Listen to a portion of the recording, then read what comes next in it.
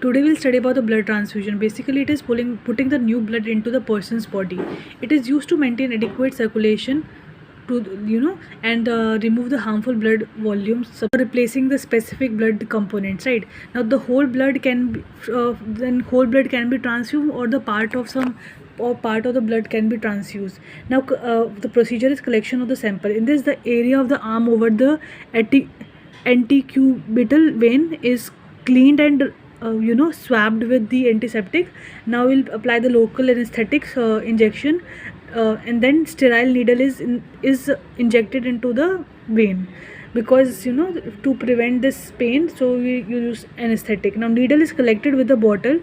Now the blood is now collected, and in this vessel or the plastic bag where we are taking this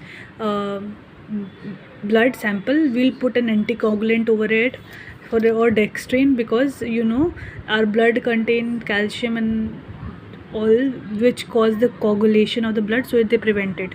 Now the processing of the blood is, now we have taken the sample. Now how do we process is that the blood with RBC, WBC, platelets and plasma protein are present. Then whole blood is stored in the monitor refrigerator 1 to 6 degrees Celsius पे we store for 21 days. Now processing of the blood depends upon the component which we are using. For RBC, the whole blood cell is taken, and for platelet, blood at room temperature is taken.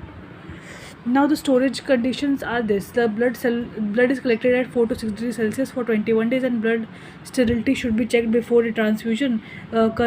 Now we have to check the hemoglobin concentration.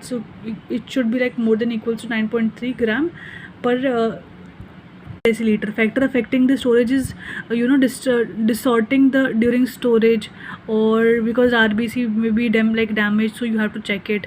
Bacterial contamination we have to check. Now the plasma constituent in this, that we have to find something that is we are transfusing blood to there are many factors that are involving over there, limiting factors. So we have to formulate something that is not that restore the blood volume as well, and not cause any harmful side effects.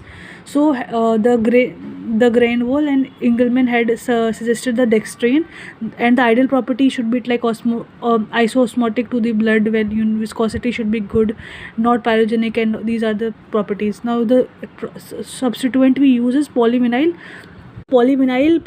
pyrrolidine, but it not used nowadays because it is carcinogenic. And now dextrine is used as it is good for transfusion of the blood. It is prepared by N-sucrose into N-glucose and plus N-fructose. Storage 25 degrees Celsius, retains its property for 5 days.